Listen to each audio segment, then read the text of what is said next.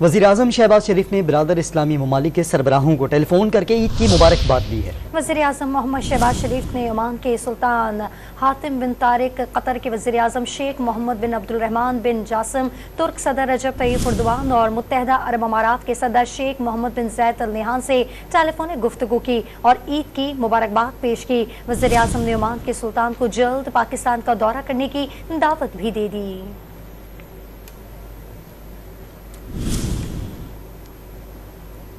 वज़ीर-ए-आज़म शहबाज शरीफ ने बिरादर इस्लामी ममालिक के सरबराहों को टेलीफोन करके ईद की मुबारकबाद दी है। वज़ीर-ए-आज़म मोहम्मद शहबाज शरीफ ने ओमान के सुल्तान हातिम बिन तारिक, कतर के वज़ीर-ए-आज़म शेख मोहम्मद बिन अब्दुल रहमान बिन जासिम, तुर्क सदर रजब तय्यिब एर्दोगान और मुत्तहिदा अरब अमारात के सदर शेख मोहम्मद बिन ज़ायद अल नहयान से टेलीफोनिक गुफ्तगू की और ईद की मुबारकबाद पेश की। वज़ीर-ए-आज़म ने ओमान के सुल्तान को जल्द पाकिस्तान का दौरा करने की दावत भी दे दी।